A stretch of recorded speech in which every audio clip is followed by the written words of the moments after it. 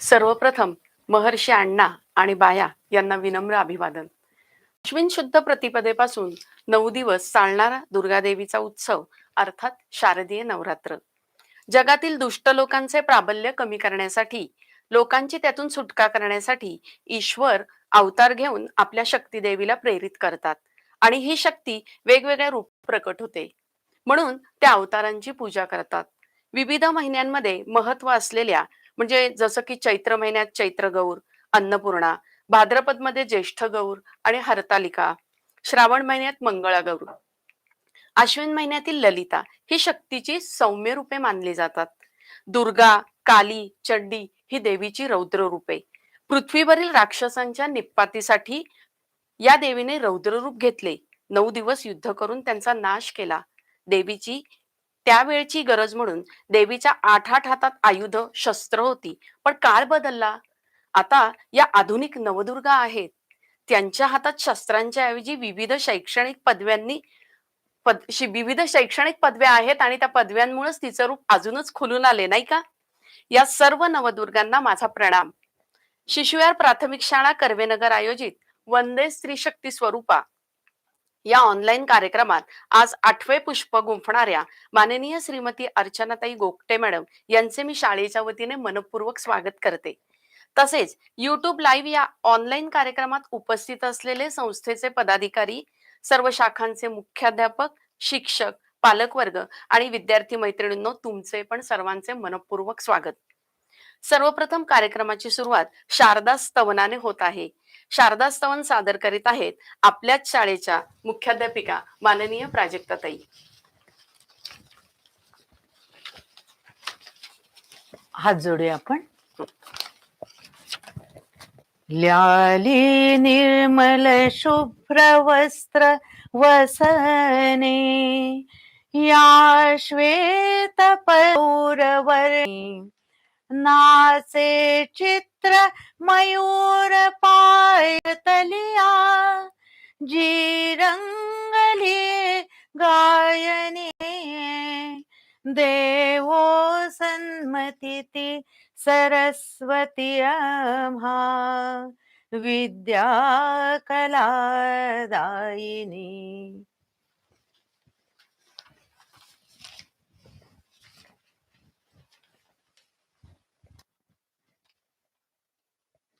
वा, सुंदर. ताईंच्या सुस्वर गायनाने वातावरण खरोखर मंगलमय झाले. प्रसन्न होऊन देवीचा आशीर्वाद आपल्याला मिळाला आहे बर का. धन्यवाद प्राजक्ताताई. मैत्रिणींनो, आपले आजचे पाहुणे जे पुष्प उलगडणार आहेत त्यांचा विषय पण खास आहे बर का. कोणीतरी म्हटलं आहे, पेराल ते उगवतं. तुम्ही आनंद पेरला की तुम्हाला आनंद मिळणारच. म्हणजेच मला जर आनंदी व्हायचं असेल तर मी दुसऱ्याला आनंद दिला पाहिजे. स्वतःसाठी काहीही न मागता दुसऱ्यांसाठी जेव्हा आपण प्रार्थना करतो तेव्हा आनंदाची बाग आपल्या आयुष्यात बहरते.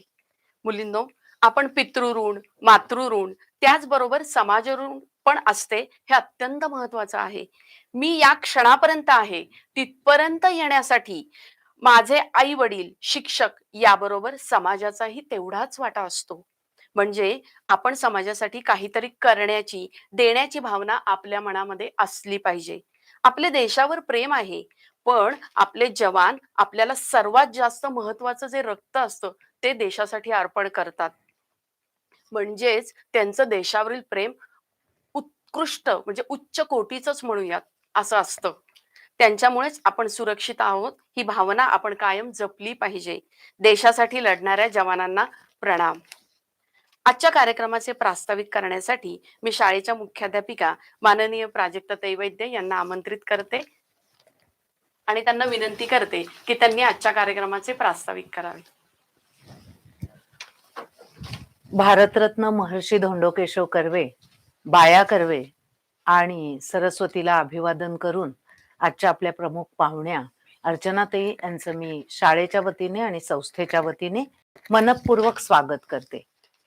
माझे सर्व पालक, माझे सर्व शिक्षक, माझ्या परमप्रिय विद्यार्थिनी आणि आभासी पद्धतीने इथे उपस्थित झालेले व्यवस्थापक मंडळातील सदस्य, मान्यवर, इतर शाखांचे शाखा प्रमुख, सगळ्यांचं मनपूर्वक स्वागत. मुलींनो, आज आपला 8वा संकल्प बर का. 365 दिवसातला एक दिवस तरी आपण संकल्प करूया. पण काहींना वाटेल आपण 365 दिवस प्रत्येक दिवशी हा एक एक संकल्प ताईंनी सांगितलेला मना बाणवूया तरी चालणार आहे. पण आजचा संकल्प आहे, आजचा दिवस हा देशासाठी ठेवूया. माझं शहर, माझा तालुका, माझं गाव, माझं राष्ट्र यासाठी आपण काय करू शकतो? आपल्या सरहद्दीवरच्या सैन्याला किमान प्रोत्साहनपर तरी शब्द पाठवू शकतो का? किंवा काहीतरी देऊ इच्छितो का? हा सगळ्यांनी विचार करायचा आणि आपण त्याची सुरुवात केलेली आहे. आपण कृतज्ञतेची राखी म्हणून सगळ्यांनी छोट्या छोट्या राख्या बनवून सैनिकांना रक्षाबंधनाला पाठवल्या. मला खूप आनंद वाटतो आणि अभिमान वाटतो. माझ्या मुली गुणी आहेत आणि सांगाल तसं त्या वागतात. आणि दुसरी गोष्ट मैत्रिणींनो, तुम्हाला माहिती नाही, पण आपल्या शाळेतल्या सर्व शिक्षकांनी जवानांना आपल्या राष्ट्रभाषा हिंदीमधून 15 ऑगस्टच्या आधी पत्रही पाठवलेली आहेत आणि त्यांच्या विषयी कृतज्ञताही व्यक्त केलेली आहे. म्हणजे चांगलं ठरवलं तर आपण चांगलं करू शकतो. मग हाच ध्यास मनात बाळगूया. आणि आजच्या तर अर्चनाताई आपल्याला खूप खूप छान छान काहीतरी सांगणार आहेत. त्याच्यातली एक तरी गोष्ट आपण करता आली तर बघूया. कारण काय आहे, सगळ्याच गोष्टी खूप तुम्हाला आईने एकदम कामं सांगितली की काय करू असं होऊन जातं आणि मग कुठलंच काम होत नाही. मग माझं म्हणणं, त्यांनी 10 गोष्टी ठेवल्या आणि प्रत्येक वर्गाने जरी एक एक केली, प्रत्येक वर्गातल्या मुलींनी, तरी त्या सगळ्या गोष्टी निश्चितच आपण राष्ट्रासाठी करू, आपल्या देशासाठी करू आणि आपला देश अधिकतर चांगल्या प्रगतीपथावर जाईल. ही तुमच्यापासूनच आपण सुरुवात करूया. एवढं बोलून मी प्रास्ताविक संपवते आणि शाळेच्या वतीने मी अर्चनाताईंना एक पुष्प आणि पुस्तक देते.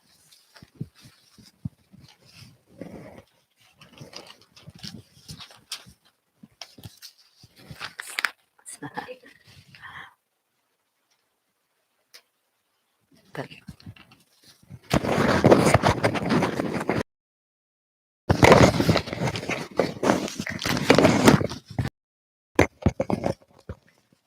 मुलींनो, प्राजक्ताताईंनी आपलं कौतुक केलंय बरं का सगळ्यांचं, शिक्षकांचं आणि तुमचं सुद्धा. पण याच्यात तुम्हाला एक ताईंनी सांगितलंय की आपल्या ज्या आजच्या प्रमुख पाहुण्या जे सांगणार आहेत त्यातली एक तरी गोष्ट आपण केली पाहिजे. नक्कीच बरोबर, तुम्ही पण आणि आम्ही सर्वजण पण. धन्यवाद. प्रसिद्ध कवी लेखक प्रवीण दवणे सर म्हणतात, सहज कोणी पुसतो अश्रू, दुःख भिजल्या डोळ्यांचे, तेथे पेरतो मधुर हासू, स्पर्श देऊन स्नेहाचे, आत्मविश्वासाच्या नभी पंख देतो जिद्दीचे, तेव्हा मला जाणवते इथेच ईश्वर आहे. एक बीज पेरतो आपण, तो पूर्ण कणीस देतो, थांबलेल्या जात्याला जीवनाची गती देतो, शिणलेल्या पावलांना मैत्रीचा हात देतो, तेव्हा मला जाणवते इथेच मंदिर आहे, इथेच ईश्वर आहे. मुलींनो, आपण सर्वजण संवेदनशील असलं पाहिजे बाळांनो. मी माझं यातून आपण बाहेर येऊन आम्ही आपण सर्वजण अशी आता आपली समावेशकता आपल्या मनामध्ये रुजवली पाहिजे. यालाच आपण म्हणतो विश्व समावेशकता. म्हणजे आपल्या मनामध्ये फक्त मी आणि माझं नाही बघणार, तर मी सर्वांचं बघणार आणि सर्वजण आम्ही आपण आहोत. म्हणजे आपण पृथ्वीवरचे सगळे रहिवासी आहोत. म्हणजे आपण म्हणतो वसुधैव कुटुंबकम, माझ्या पृथ्वीवरचं सगळं कुटुंब माझं आहे. ही भावना आता आपण रुजवली पाहिजे बाळांनो. सामाजिक बांधिलकी जपणाऱ्या माननीय अर्चनाताई गोगटे मॅडम यांचा परिचय करून देत आहेत आपल्याच शाळेतील रेश्माताई निगडे.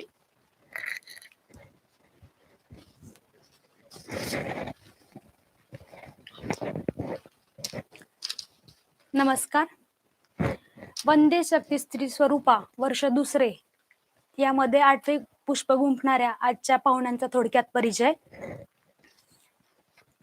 आजच्या पाहुण्यांचं पूर्ण नाव श्रीमती अर्चना विनायक गोगटे यांनी MA जर्मन भाषेतून जवाहरलाल नेहरू युनिव्हर्सिटी दिल्ली इथून पूर्ण केलेले आहे. त्याचप्रमाणे MA एंडोलॉजी तसेच BEd व भाषाशास्त्र या विषयामध्ये डिप्लोमा पूर्ण केला आहे. विविध कनिष्ठ महाविद्यालये, व्यवस्थापन संस्था आणि कॉर्पोरेट कार्यालयांमध्ये 20 वर्षाचा त्यांचा अध्यापनाचा अनुभव आहे. अनुवाद आणि त्या संदर्भातील सेवा विविध कंपन्यांना त्या देतात. जर्मन एक विदेशी भाषा म्हणून शिकवण्याशी संबंधित विविध राष्ट्रीय आणि आंतरराष्ट्रीय परिषदांमध्ये शोध निबंध देखील त्यांनी सादर केले आहेत. जर्मन व्याकरण शिकवण्याच्या नाविन्यपूर्ण पद्धतीवर विशेष संशोधन त्यांनी केलेलं आहे. भारतीय विद्यार्थ्यांच्या गरजा पूर्ण करण्यासाठी विशेष परदेशी भाषा शिकवण्याच्या पद्धती विकसित केली आणि जर्मनी, स्वित्झर्लंड आणि इटलीमधील विविध आंतरराष्ट्रीय परिषदांमध्ये ती सादर केली आहे. जर्मनमधील मन्याहेम आणि गौटिगेन म्हणजे 2011 आणि 2015 येथे जे प्रशिक्षण झालं याच्यामध्ये त्यांनी सहभाग घेतला होता. अजून मोलाचं कार्य सांगावंसं वाटतंय. त्यांचं SSC, HSC, CBSE आणि ICSE यासाठी म्हणजे शिकणाऱ्यांसाठी उपयुक्त असलेले वर्कबुक मालिका त्यांनी प्रकाशित केली आहे. संवाद आणि भाषा ही परदेशी आणि भारतीय भाषा शिकण्यासाठी समर्पित संस्था स्थापन करण्यामध्ये देखील त्यांचा सहभाग आहे. मातृभाषेप्रमाणे परदेशी भाषेवर प्रभुत्व असलेल्या आजच्या आपल्या पाहुण्या. धन्यवाद.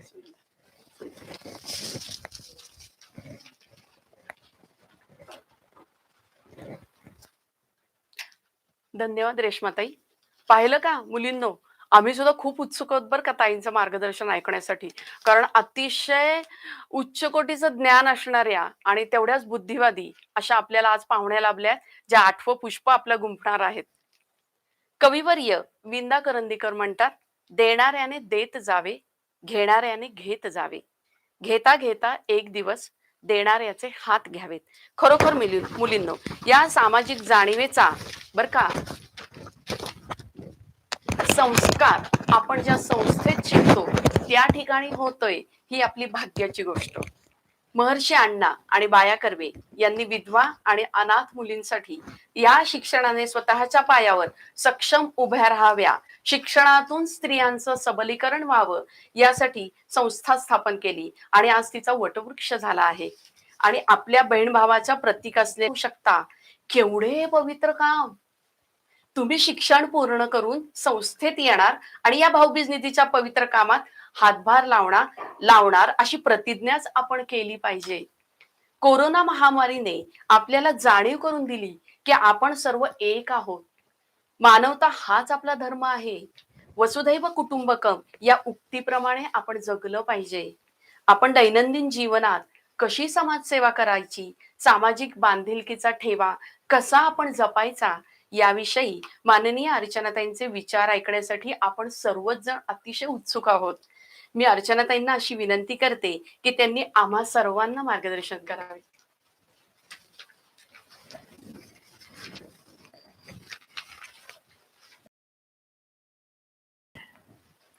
नमस्कार मंडळी. आज या संस्थेच्या आवारात येताना मला अक्षरशः भरून आलं की ज्या संस्थेची उभारणी महर्षी कर्वे, बाया कर्वे यांच्यासारख्या दिग्गजांनी केली, ज्यांचं वास्तव्य इथं होतं, त्या ठिकाणी आपण आज जातोय, या कल्पनेने सुद्धा मी नतमस्तक झाले. आणि इथे येता येता केवळ महर्षी कर्वे किंवा बाया कर्वे नाही तर अनेक समाजसेवक, अनेक देशभक्त जे आपल्या महाराष्ट्रात देशात होऊन गेले, त्या सगळ्यांची नावं माझ्या डोळ्यासमोरून तरळत गेली. आपण खरंच किती भाग्यवान आहोत की आपल्या पुढे असे अनेक आदर्श आहेत, अगदी जे जुन्या काळातले नाहीत तर अगदी आज सुद्धा जे समाजसेवेला स्वतःला वाहून घेतलेलं आहे. सिंधुताई सवाळ असतील, डॉक्टर बंग असतील, डॉक्टर कोल्हे आहेत, डॉक्टर राम गोडबोले आहेत, बाबा आमटे आहेत, असे अनेक समाजसेवक आपल्या पुढे आदर्श म्हणून आहेत. म्हणजे खरंच आपलं भाग्य आहे. पण जेव्हा आपण आदर्श म्हणतो ना, तेव्हा नकळत ही मंडळी आपल्यापासून थोडीशी लांब जातात.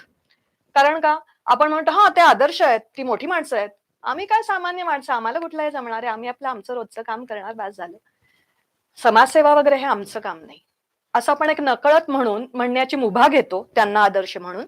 किंवा मी म्हणते आपण ही पळवाट शोधतो. मग आपण असा विचार करूया की ही पळवाट शोधण्याच्या ऐवजी आपण आपली एक वेगळी वाट तयार केली तर शक्य आहे. बघा हा कसं ते. मला मान्य आहे, आता हा ऑनलाईन कार्यक्रम असल्यामुळे केवळ विद्यार्थीच नाही, विद्यार्थ्यांचे पालक आहेत, संस्थेतली काही मंडळी आहेत, इतरही अनेक लोक हा कार्यक्रम बघतायत. त्यामुळे प्रत्येक वयोगटातल्या माणसाला, कुठल्याही आर्थिक किंवा सामाजिक क्षेत्रातले तुम्ही असाल, या प्रत्येकाला समाजसेवेतला आपला एक खारीचा वाटा उचलणं सहज शक्य आहे. तर ते आपल्याला कसं करता येऊ शकतं, याबद्दलच आपण चर्चा करूया. सुरुवात मी आपल्या शाळेच्या विद्यार्थ्यांपासून करणार, कारण ते तर आधारस्तंभ आहेत आपला, ते तर आपलं भविष्य आहेत. आता आपल्या शाळेतले जे विद्यार्थी आहेत छोटे, ते म्हणतील अहो आमचं तर खेळण्या बागडण्याचं वय आहे, ते समाजसेवा वगैरे मोठ्या माणसांची कामं आहेत, आम्ही कशाला करायचं ते. बरोबर आहे, तुमचं खेळण्या बागडण्याचं वय तर आहेच, पण त्याचबरोबर सामाजिक मूल्य रुजवण्याचं सुद्धा हेच योग्य वय आहे. मग कशी रुजवायची होय मूल्य बिल्य, त्यासाठी वेगळं काही करायची गरज नाही. आता लवकरच शाळा सुरू होतील पुन्हा. तुम्ही शाळेत येता, डबा पाण्याची बाटली घेऊन येता, पाण्याच्या बाटलीतलं पाणी उरलं, काय करता? टाकून देण्यापेक्षा शाळेतल्याच एखाद्या झाडाला रोज ते घालत गेलात, बघा बरं ते झाड किती छान डवरेल आणि त्याच्यातनं तुम्हाला किती आनंद मिळेल. नकळत तुम्ही निसर्ग संवर्धनाच्या दृष्टीने एक पाऊल उचललं, ही समाजसेवाच आहे. तुम्हाला ज्या काही वह्या पुस्तकं दरवर्षी आई बाबा घेऊन देतात, त्या जपून वापरणं, अर्धवट भरलेल्या वह्या तशाच टाकून न देता त्यातल्या कागदांच्या उरलेल्या कोऱ्या कागदांचा पुनर्वापर करणं, ही सुद्धा समाजसेवा आहे. कारण तुम्ही वाचवलेली एक वही म्हणजे एक वाचवलेलं झाड आहे. तुम्ही असंच उचलून फेकून दिलीत वही, तर एक झाड कापलत न हो विनाकारण. कशा करता? ही सुद्धा तुमच्या दृष्टीने तुम्ही केलेली समाजसेवाच आहे. वार्षिक परीक्षा झाली की तुम्ही आनंदात वर्गाच्या बाहेर शेवटच्या पेपरानंतर पडता. मग तुमच्याकडे असलेली जास्तीची पेन, पेन्सिली, रबर, खोडरबर, पट्टी वगैरे या सगळ्या गोष्टी काय करता हो? त्या अशाच कुठेतरी धूळ खात पडून राहतात पुढच्या जून महिन्यापर्यंत. त्याच्याऐवजी तुम्ही सगळ्या वर्गमित्रांनी मिळून असं ठरवलं की आपण ह्या सगळ्या गोष्टी एकत्र करायच्या. शेवटच्या दिवशी एखादा डबा आपण वर्गाबाहेर ठेवला आणि त्यात आपल्याला नको असलेल्या जास्तीच्या आपल्या वस्तू ज्या काही आहेत त्या एकत्र केल्यात. तर त्या वस्तू एखाद्या गरजू विद्यार्थ्याचं पुढचं वर्ष त्याला उपयोगात आणता येतात. का बरं टाकून द्याव्यात या? ही सुद्धा समाजसेवाच आहे. म्हणजे इतक्या छोट्या वयात सुद्धा आपण ही मूल्य रुजवू शकतो नकळत. आणि ह्यात तुम्हाला काही फार अवघड करण्यासारखं असं मुळीच नाही. खेळता खेळता जाता येता सुद्धा या गोष्टी करू शकता. खेळण्याच्याच बाबतीत बोलायचं तर आजकाल गेले 1.5 वर्ष दुर्दैवाने मोबाईलने तुम्हाला एवढं जखडून ठेवलंय की बाहेर खेळायला जाणं सुद्धा मुलं विसरायला लागली आहेत. पण मोकळ्या मैदानात रोजच्या रोज तासभर खेळून आपण आपली शरीर संपदा जर कमावून ठेवली, तर ते आपल्या भविष्यासाठीची मोठी खूप गुंतवणूक आहे. कारण कोरोनाने आपल्याला हे शिकवलंय की जो तंदुरुस्त आहे तोच पुढे तग धरून राहणार आहे. आणि तुम्ही तर आपल्या देशाचं भविष्य आहात. तेव्हा तुम्ही जर तुमची तब्येत व्यवस्थित राखलीत, भरपूर व्यायाम करून, भरपूर खेळून, तर ती आपल्या देशाच्या साठीची सेवा आहे, आपल्या समाजासाठीची ती सेवा आहे. हे तर करणं काहीच अवघड नाहीये. खेळणं तर तुमच्या आवडीचा भाग आहे. हो की नाही? आता त्याच्याहून थोडी मोठी मुलं असतील, तुम्ही कॉलेजमध्ये जाणारे नवयुवक असाल, तर तुम्ही म्हणाल, "हां, आम्हाला आमचं करिअर महत्वाचं आहे. आम्हाला अभ्यास करायचा असतो. कुठनं वेळ काढायचा आहे समाजसेवा बिमासेवेला?" बरोबर आहे, अगदी मान्य. पण तरी सुद्धा तुम्हाला वाटतं ना वीकेंड एन्जॉय करावा, जरूर करावा. कुठे जाल रे? जा ना जवळपासच्या गड, कोट किल्ल्यांवर जा. तिथे छान मनसोक्त हिंडा आणि तिथलं जे काही जाता जाता तुम्हाला कचरा सापडेल तो गोळा करा. तिथे एखादं जाताना येताना एखादं झाड लावता आलं ते लावा. आठवडाभर तुम्ही जी काही फळं खात असाल त्याच्या बिया साठवून ठेवा. जाता येता तिथे पेरत जा. त्यातनं आज नाही उद्या झाड उगवेल. तुम्हाला दिसणार नाही कदाचित, तुमच्या मुलांना दिसेल, पण ते उगवेल. ते पेरून आत्ताच ठेवायला पाहिजे. ही सुद्धा समाजसेवाच आहे. एखाद्या दिवशी जीपीएस न वापरता, हे महत्वाचं आहे हं, जीपीएस न वापरता आपल्या शहरातल्या अशा एखाद्या भागात चक्कर मारून या की जिथे तुम्ही कधीच केला नाही आहात. हं? ज्या भागात तुम्ही राहता तिथे नाही, तर पुणे शहराच्याच पण एखाद्या अशा कोपऱ्यातल्या भागात की जिथे कधीच तुम्ही गेला नाही आहात. जीपीएस न वापरता तिथे जाऊन मस्त चक्कर मारून या. तिथला समाज काय आहे बघून या. तो पण आपल्याच शहराचा भाग आहे. ती पण आपलीच संस्कृती आहे. त्या समाज मनाची स्पंदनं जर तुम्ही टिपून शकलात, तर ती सुद्धा समाजसेवाच आहे. दुर्दैवाने आज असं झालंय की व्यसनाधीनता हा फक्त अभिनेत्यांच्या मुलांपर्यंत राहिलेला विषय नाहीये. तो तुमच्या माझ्या घरापर्यंत पोहोचलाय तो विळखा.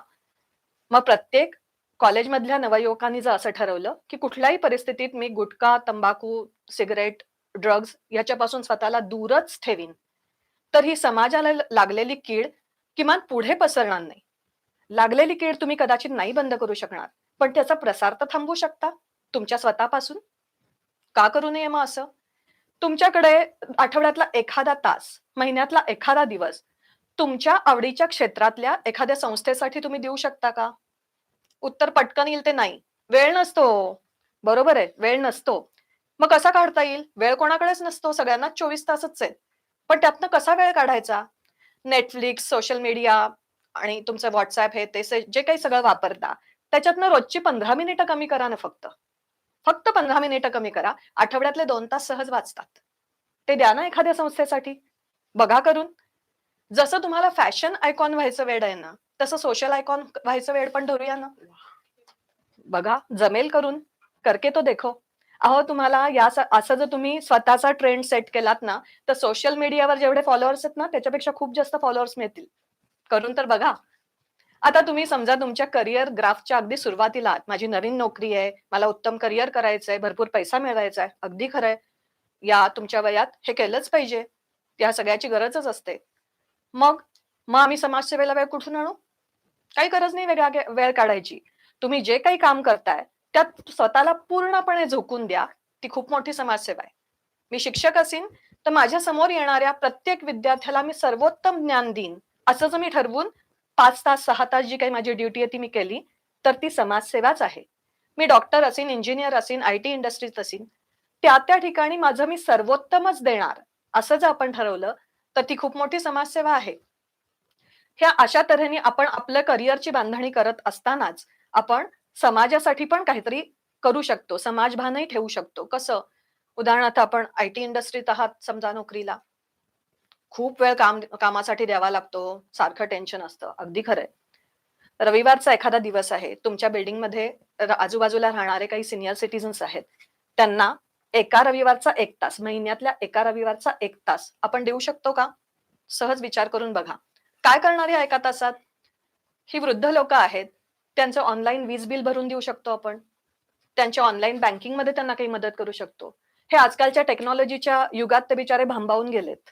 कळत नाही की हे काय चालू आहे, कुठल्या ईमेल आले आहेत, कुठला पासवर्ड आहे, कशाचं काय करायचं कळत नाही. आजकाल बरेच वेळेला सिनियर सिटीजन्स एकटे राहत असतात घरात. कशी मदत कोण करणार त्यांना?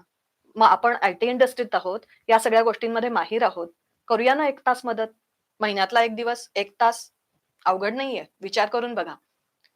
तुमच्या बरोबर पुष्कळ कलिग्स आहेत तुमचे, ज्यांना याच कामाच्या ताणामुळे ते बिचारे अक्षरशः भांबावून गेलेत. असे खूप जण आहेत आणि त्यातनं मानसिक रुग्ण तर चं प्रमाण तर खूपच वाढलंय, विशेषतः गेल्या 1.5 वर्षात. हे सगळ्यांना माहितीये. मग असाच एखादा आपला मित्र, एखादा कलिग आपल्याला जर ताणतणावात दिसत असेल, तर एखाद्या रविवारी त्याला बोलतं करूया. बघा, त्याच्या जीवनात किती आनंद निर्माण होईल. आपला जाईल 1च तास, पण ती सुद्धा समाजसेवाच आहे. काय समाजसेवा करतो म्हणजे मी बटाट्याची भाजी करते आता उठून, असं समाजसेवा मी करते, असं करता येत नाही. ती जाता येताच केली जाते. आपल्या कृतीतून ती एक वृत्ती आहे. त्यामुळे ती अंगात बाणवणं गरजेचं आहे. उठून आता मी समाजसेवेला लागते, असं कधीच करता येत नाही. ती जाता येता घडली पाहिजे आणि ती घडू शकते जर आपण ठरवलं तर. आता तुम्ही म्हणाल, अहो मी गृहिणी आहे, कामाचा ढीग केवढा पडलेला असतो, मुलांना सांभाळायचं, घरकाम, पाहुण्यांची उठबस, काय कमी गोष्टी असतात का? कुठली समाजसेवा आणि कसलं काय? अगदी खरंय. पण तुम्हाला तर सुवर्ण संधी आहे हो समाजसेवेची. तुमची मुलं म्हणजे ओल्या मातीचे गोळे दिलेत तुमच्या हातात. द्या ना त्यांना सुबक आकार. एक शिस्तप्रिय आणि सुजाण नागरिक उद्याच्या समाजासाठी घडवा. ती केवढी मोठी समाजसेवा होईल. समजा मी असं म्हणू शकत असेल, कोणतीही आई असं म्हणत असेल, की माझा मुलगा किंवा मुलगी जगाच्या पाठीवर कुठेही गेले, तरी ते सचोटीनेच वागतील आणि कधीही व्यसनाला कुठल्या बळी पडणार नाहीत किंवा देशहिताचा किंवा समाजहिताचाच विचार कायम मनात ठेवतील. असं जी कुठली आई ठामपणे सांगू शकते, ती माझ्या दृष्टीने खूप मोठी समाजसेविका आहे. त्यासाठी उठून वेगळं कुठे जायची काहीच गरज नाही. आता स्वयंपाक हा तर गृहिणीचा अविभाज्य भाग तिच्या कामाचा. बरोबर आहे ना? दिवस-रात्र आपल्याला स्वयंपाक करावा लागतो. स्वयंपाक करताना जो ओला कचरा निर्माण होतो, काय करतो आपण त्याचा? असा टाकून देतो. आणि मग रस्त्यावर साठत असलेले कचऱ्याचे ढीग बघून त्याच्याकडे नाकं मुरडण्यापेक्षा आपण आपल्या घरातला ओला कचरा आपल्या घरातच का नाही जिरवत? आपण तयार केलेला कचरा ही आपली जबाबदारी आहे. मग का आपण तो घरात जिरवू नये? फक्त एका छोट्याशा कुंडीत आपल्या घरापुरता कचरा जिरवा ना. खूप मोठ्या प्रमाणावर काही करायची गरज नाहीये. शक्य होत असेल जरूर करा. पण नसेल होत तर तेवढं तरी आपण नक्की करू शकतो. गेली 18 वर्ष मी माझ्या घरातल्या गच्चीवर अशी माती विरहित बाग फुलवली आहे, ज्याच्यात मी स्वतःचा घराकरता लागणारा जो काही भाजीपाला आहे, ताजी फुलं, हे सगळं रोजच्या रोज मिळवते गेली 18 वर्ष. हो, मला पण मुलं आहेत, घरात सासू सासरे आहेत, नोकरी करते, सगळं सगळं सांभाळून. काही नाही वेगळं करावं लागत. थोडीशी इच्छा लागते फक्त. तेवढी जर आपण ठेवली तर हे सहज शक्य आहे. काही अवघड नाहीये याच्यामध्ये. तसंच रोजच्या आपल्या दैनंदिन जीवनात गृहिणींनी घरात वीज, पाणी याची बचत करायला सुरुवात केली. विनाकारण एखादा नळ उघडाय, बंद करा. खोलीत कोणी नसताना दिवा चालू आहे, बंद करा. ह्या सगळ्यातनं काय होईल, की ही तुम्ही राष्ट्रीय संपत्तीची बचत करताय. ही सुद्धा समाजसेवाच आहे. एवढंच नाही, तर या सगळ्यातनं तुमची मुलं तुमच्या अनुकरणातनं शिकतायत ना, तो एक मोठा त्यांच्यावर होणारा संस्कार हा बोनसच आहे. कधीही ती घराबाहेर पडताना, खरेदीला जाताना कापडी पिशवी घेऊनच बाहेर पडतील, जर आई कापडी पिशवी घेऊन बाहेर पडत असेल. आई जर कायम भाजीवाल्याकडनं प्लास्टिकची पिशवी घेत असेल, तर मुलंही मोठी होऊन तेच मागणार आहेत. मग हे संस्कार कोण रुजवणार? गृहिणीच रुजवणार हो. तिच्या हातात तर त्यामुळे सर्वात मोठी शक्ती आहे असं मला वाटतं. समजा तुम्ही 40-50च्या टप्प्यावर आहात. म्हणजे आयुष्यात बऱ्यापैकी सेटल झालेले आहात. तुमचं करिअर बऱ्यापैकी चांगलं तयार झालेलं आहे. मग तुम्ही थोडासा जास्त वेळ, जास्त पैसा समाजासाठी देऊ शकता. म्हणजे लर्न, अर्न आणि रिटर्न यातल्या रिटर्न फेज पर्यंत तुम्ही आलायत असं म्हणायला हरकत नाही. मग जे काही आपण आतापर्यंत मिळवलंय, ते आपण कशा पद्धतीने पुढे देऊ शकतो? उलट या फेज मधल्या लोकांसाठी तर भरपूर ऑप्शन्स उपलब्ध आहेत. उदाहरणार्थ, मी ज्या क्षेत्रात इतके वर्ष करिअर केलंय, त्यातलं मला चांगलं नॉलेज आहे. तर ते ज्ञान मी तरुण वर्गाला देऊ शकतो. सोसायटीतल्या आजूबाजूला राहणाऱ्या लहान मुलांसाठी संध्याकाळचा वेळ देऊ शकतो. त्यांच्याबरोबर खेळू शकतो, त्यांना गोष्टी सांगू शकतो. कारण आजकाल बहुतेक सगळे पालक नोकऱ्या करत असतात, मुलांना द्यायला वेळ नसतो. मग ती उणीव आपण भरून काढू शकतो. अशा तऱ्हेचा तुम्ही जर विचार केला तर माझ्यापेक्षाही जास्त कल्पना तुम्हाला सुचतील आणि त्या प्रत्यक्ष अंमलातही आणता येतील. तर या प्रत्येक टप्प्यावर तुम्ही कसं करू शकता, हा विचार तुमचा आहे किंवा ही कल्पना तुमची आहे आणि ती माझ्यापेक्षा चांगल्या पद्धतीने तुम्ही अंमलात आणू शकाल. आता तुम्ही समजा सिनियर सिटीजन आहात, तर तुम्ही काय म्हणाल, की आता आमचं काय वय झालं, आता आमचा काय समाजाला उपयोग होणार, असं जर म्हणत असाल तर ते साफ चुकीचं आहे. माझ्या ओळखीच्या एक आजी आहेत, 70च्या आसपासच्या असतील. त्या काय करतात, तर दुपारचा रिकामा वेळ असतो, तो इकडे तिकडे उगाच काहीतरी करत बसण्यापेक्षा, नाहीतर टीव्हीवरच्या कुठल्या तरी सिरियल्स बघत बसण्यापेक्षा, बिल्डिंग मधल्या ज्या बायका नोकऱ्या करतात, त्यांच्या घरातल्या भाज्या निवडून देतात. त्या नोकरी करून बिचाऱ्या बायका घरी आल्यावर ताजी निवडलेली भाजी हातात मिळाली तर काय आनंद आहे हो. तो आनंद त्या बायकांना त्या देतात. मग आता त्या बायकांनाही फुकट भाजी निवडून घेणं बरं वाटत नाही. मग त्या कधीतरी काही काही खाऊ बिऊ आणून देतात आजींना. कधी कधी पैसे सुद्धा देतात. मग आजी काय करतात, हे पैसे महिनाभराचे साठवतात आणि त्या पैशातनं केळी, गुडदाणी असं काहीतरी खाऊ घेऊन जवळच्या वस्तीतल्या मुलांना महिन्यातून एकदा वाटून टाकतात. आता हा इतक्या साध्या आचरणातून घडलेली ही केवढी मोठी समाजसेवाच नाहीये का? अजून एक आजोबा आहेत, असेच 70-72च्या आसपासचे. त्यांचे एक मित्र आहेत, त्यांची काही कारणाने दृष्टी खूप अधू झाली आहे. ते आणि आजी एवढ्या दोघच जण घरात राहतात. फारसं कोणी येत नाही, जात नाही. त्यामुळे येणारा एकटेपणा हा प्रकार तर आहेच. तर हे आजोबा काय करतात, रोज न चुकता सकाळी 11 वाजता त्यांना फोन करतात. त्यांची विचारपूस तर करतातच आणि फोनवर एक ज्ञानेश्वरीचा अध्याय त्यांना वाचून दाखवतात. त्या मित्राला किती आनंद होत असेल बघा. म्हणजे इतक्या छोट्या छोट्या गोष्टीतनं सुद्धा अगदी समाजातल्या एका माणसाच्या जीवनात जरी आपण आनंद निर्माण करू शकलो, तरी ती समाजसेवाच आहे.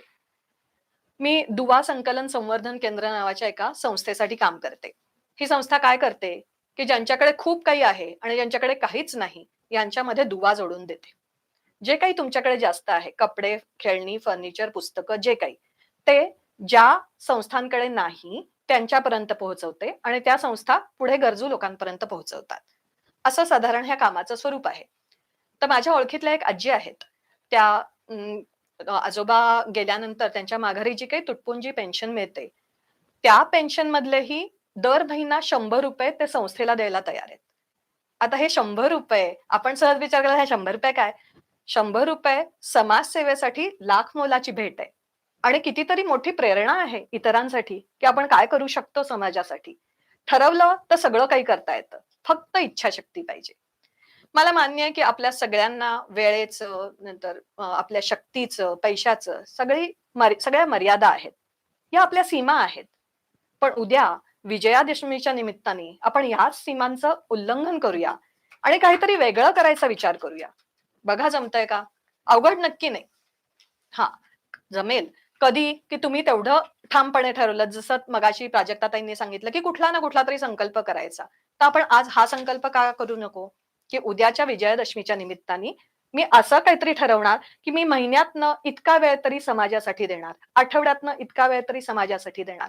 बघा विचार करून, मी फक्त काही थोडक्या कल्पना तुम्हाला सुचवल्या. याहून खूप वेगळ्या, खूप चांगल्या कल्पना तुमच्याकडे आहेत, मला खात्री आहे. प्रत्येकाने आपल्यासाठी एकदा विचार करा, एक 10 मिनिटं स्वतःसाठी देऊन विचार करा, माझ्याकडे काय आहे आणि त्यातलं मी काय समाजाला देऊ शकतो. एवढंच जर आपण विचार केला तरी सुद्धा उद्याचा दसरा आपण खऱ्या अर्थाने साजरा करू आणि एक सुंदर निकोप समाज निर्मितीच्या स्वप्नाचं सोनं आपण सगळे लुटू शकू. धन्यवाद. मस्त. सुंदर सुंदर अप्रतिम.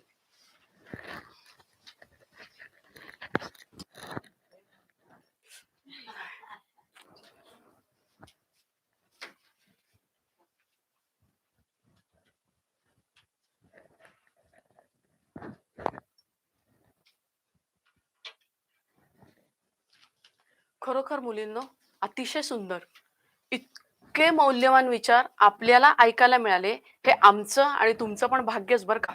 खरंच सांगते, कारण याच्यामध्ये त्यांनी सांगितलं की बाबा आमटे, आपले महर्षी अण्णा, बाया कर्वे, बाबा आमटे, डॉक्टर प्रकाश आमटे, त्याच्यानंतर अभय बंग, डॉक्टर राणी बंग, हे सगळे तर समाजसेवक आहेतच. त्यांनी तर आपलं आयुष्य पूर्ण समाजासाठी अगदी झपाटून टाकल्यासारखं काम केलं आणि समाजाला वाहून दिलं. आपण इतकं नाही करू शकत, पण आपण पळवाट पण नाही शोधायची बरं का. आपण काय करायचंय, आपण त्या मार्गावर जाऊन खारीचा वाटा उचलायचा आहे नक्कीच, आणि आपण तो उचलणार आहोत बरं का सर्वजण. कारण आपल्या मनामध्ये इच्छा निर्माण होणं हे समाजसेवेचं पहिलं पाऊल आहे. मग आपण तशी वृत्तीच अंगी बाळगूया ना. म्हणजे फॅशन आयकॉन होण्यापेक्षा आपण आहे ना सोशल आयकॉन नक्कीच होऊया. मला याच्यामध्ये एक तुम्हाला सांगावं वाटतं, त्यांनी 2-3 गोष्टी खूप सुंदर सांगितल्या. वर्षभर आपण बिया जमवूया, त्या एका बरणीमध्ये भरून ठेवूया कोरड्या, आणि जाऊया ना पावसाळ्यात. त्या निमित्ताने एक पावसाळी सहल काढूया आणि देऊया तिथं निसर्ग हस्तामध्ये उधळून टाकूया ते बिया. काय सुंदर रोपं येतील आणि त्याचा आनंद. ती झाडं तर येणारच आहे 100%, पण त्याचा मनामध्ये समाधान असेल. म्हणजे आपण बघा, दुसऱ्याला आनंद दिला ना की आपण आनंदी होतो, हे मात्र 100%. हे ना निसर्गाचं पक्क गणित लक्षात ठेवा. अगदी सुंदर. त्याच्यानंतर अजून एक मला असं त्यांनी आवडला त्यांचा विषय, की तुम्ही म्हणजे त्यांचं सगळंच आवडलं, पण तुम्हाला 2-3 गोष्टी सोप्या त्यांनी खूप सोप्या करून सांगितलं बरं का. वहीची पानं, वह्यांची पानं आता वाया नाही घालवायची हा. दुसरी त्याच्यातली पानं काढून वही शिवायची आहे नक्कीच. आणि एक आता एक मी तुम्हाला एक अजून सांगते, की समाजसेवा ही एक वृत्ती असते. जाता जाता आपल्या वर्गातले फॅन आणि लाईट बंद करणं म्हणजे आपली वीज वाचवणं. म्हणजे आपण जी विजेची बचत करणं ही एक समाजसेवा आहे.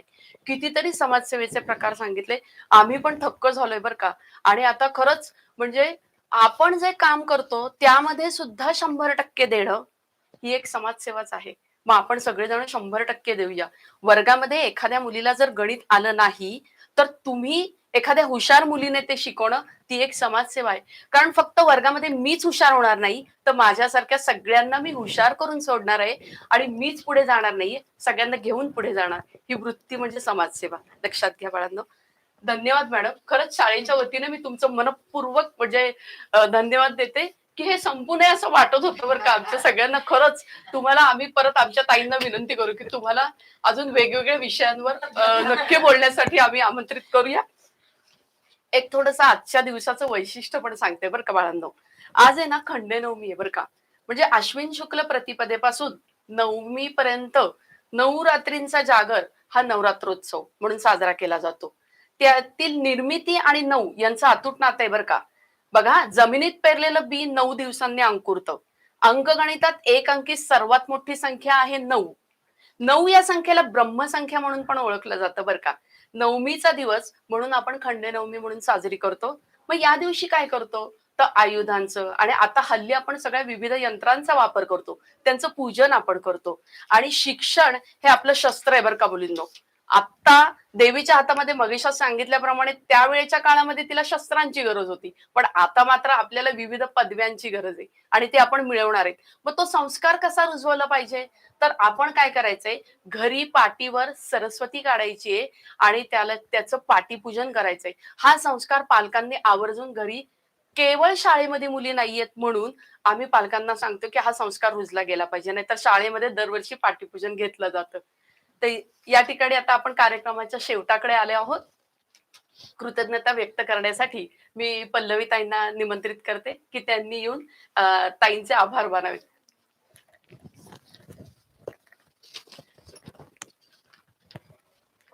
नमस्कार. वंदे स्त्री शक्ती स्वरूपा वर्ष दुसरे पुष्प आठवे खंडेनवमी. आत्ताच आपल्याला मीनाक्षीताईंनी खंडेनवमीचं थोडक्यात महत्व सांगितलं आहे आणि आज आपल्या माननीय मुख्याध्यापिका प्राजक्ताताईंनी दिलेला आजचा संदेश की आजचा दिवस देशासाठी समाजसेवा, त्याला अनुसरून आपल्या अर्चनाताई गोगटे यांचा आजचं व्याख्यान मला वाटतं खूप महत्वपूर्ण ठरलेलं आहे की आजचा संकल्प आणि आजचं व्याख्यान अतिशय विषयाला अनुसरून असं आलेलं आहे. माननीय अर्चनाताई गोगटे यांनी आज आपल्या विनंतीला मान देऊन आपल्या अमूल्य वेळ काढून आमच्यासाठी उपस्थित राहिल्या आणि त्यांनी अतिशय खूप सुंदर की सामाजिक मूल्य रुजवण्याचं जे कार्य आहे ते या वयात शाळांकडून होतंय. पालकांना पुन्हा आम्ही आवाहन करतोय की आम्ही आमच्या मुली, आमची मुलं तुमच्याकडे 1.5 वर्षासाठी ठेवली होती, तर आम्ही जे काम कार्यरत करत होतो, ताईंनी सांगितले की समाजसेवाच आहे, तर कृपया पालकांनी हे काम जरूर करावं. तर कृतीपेक्षा वृत्ती श्रेष्ठ, कृती तर श्रेष्ठ आहेच आहे, पण कृती करण्यासाठी जी वृत्ती हवी ती आजच्या व्याख्यानातून मला वाटतं सर्वांपर्यंत पोचलेली आहे की नवदुर्गांमधील संस्काराची ही शक्ती. आज आपण 9 दिवस जागर करतोय देवीचा, पण प्रत्येक घरामध्ये ही नवदुर्गा आज उपस्थित आहे आणि ती आपल्या संस्काराची ही शिदोरी आहे, संस्काराची शक्ती आहे, ती आपल्या पाल्यापर्यंत पोहोचवण्याचं काम करतेय.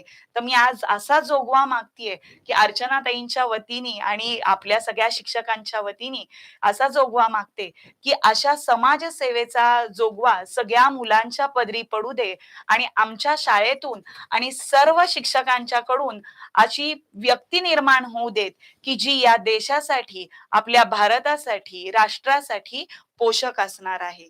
निसर्ग संवर्धन, आरोग्याची काळजी घेऊन देशाची सेवा घडवणं, त्याचप्रमाणे गडकिल्ल्यांचे संवर्धन, वृक्षारोपण, समाजाचं निरीक्षण, व्यसनाधीनता दूर करणे, अशा छोट्या छोट्या गोष्टींमधून सुद्धा समाजसेवा किती छान कृती होऊ शकते याचं खूप छान मार्गदर्शन अर्चनाताईंनी केलेलं आहे.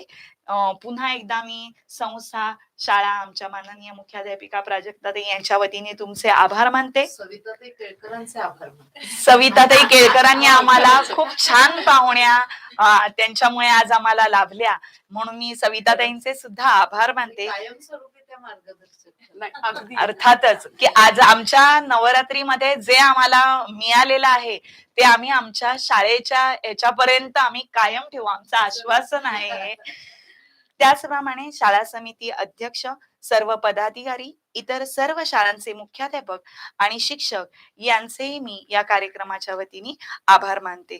कार्यक्रमाला उपस्थित सर्व पालकवर्गाचे कार्यक्रमाची शोभा वाढवली त्याबद्दल मी त्यांचेही आभार मानते. त्याचप्रमाणे सर्वात महत्वाचं, ज्यांच्या मनावर समाजसेवेचे संस्कार व्हावेत म्हणून या कार्यक्रमाचं आयोजन केलं त्या माझ्या विद्यार्थिनी मैत्रिणी, आमच्या सर्वांच्या, त्यांचं खूप विशेष कौतुक. कारण सांगितलेलं व्याख्यान अंमलात मैत्रिणींनो तुम्ही आणणार आहात, म्हणून तुमचं जास्त कौतुक. त्याचबरोबर या कार्यक्रमासाठी ज्यांनी ज्यांनी सहकार्य केलंय त्या सर्वांचे आभार मानते आणि पुढची सूत्र मीनाक्षीताईंकडे देते. आता मनामध्ये आपण हे सुंदर विचार घेऊन जाणार आहोत आणि आता आपण दैनंदिन जीवनामध्ये सुद्धा रोजच्या रोज कशी समाजसेवा करतोय याचं एक उदाहरण तुम्हाला अजून एक सांगावंसं वाटतंय मला या निमित्ताने की दिवाळी येतेय. दिवाळीमध्ये आपण घरी फराळ करतो. फटाके नाही उडवायचे कारण त्याने प्रदूषण होतं. अजिबात फटाके उडवायचे नाहीत. पण दिवाळीचा फराळ आणि एखादी किल्ल्यावरची चित्र आपण जाऊया ना शेजारी, ज्यांना कोणाला नाहीये, आपल्याला माहिती असतं, अशी वस्ती माहिती असते, अशी मुलं माहिती असतात. त्यांना देऊयात आणि त्यांचा आपला आनंद द्विगुणित करूयात. कारण दुसऱ्यांना देण्यामध्ये आनंद असतो, तर आपण यावर्षी तसं करणार आहोत. फराळ घेऊन जाणार आहोत आणि किल्ला म्हणा, त्यांना मदत करणार आहोत, चित्र देणार आहोत. असं काहीतरी करूयात आणि हा आत्ता दिवाळी येते म्हणून हा संकल्प सोडूया. पण दैनंदिन जीवनामध्ये आपण कसं करूयात, हे ताईंनी आपल्याला अतिशय सुंदर मार्गदर्शन केलंय आणि ह्या मार्गदर्शनाचे विचारच डोक्यात ठेवून या ठिकाणी आपण कार्यक्रम संपन्न झाला, असं मी जाहीर करते आणि सर्वांचे धन्यवाद म्हणते. धन्यवाद ताई, परत पुनश्च एकदा तुमचे धन्यवाद. आणि हा कार्यक्रम आम्हाला ज्यांच्यामुळं म्हणजे सविताताई केळकर मॅडम पण ह्या सर्व कार्यक्रमाचा प्रेरणास्रोत आपल्या ताई आहेत, प्राजक्ता ताई. त्यांचं खरोखर म्हणजे आम्ही आता मनापासून त्यांचं पण धन्यवाद देतो, की त्यांच्यामुळे आम्हाला ही सगळी ज्ञानोमय अलंकाराने सजलेला आमचा हा ताई वंदे स्त्री शक्ती स्वरूपा कार्यक्रम संपन्न होतोय आणि अजून एक पुष्प आहे बरं का बाळांनो, संपलेला नाहीये. तर या ठिकाणी थांबते. कार्यक्रम आजचा संपन्न झालाय. या ठिकाणी थांबते. धन्यवाद.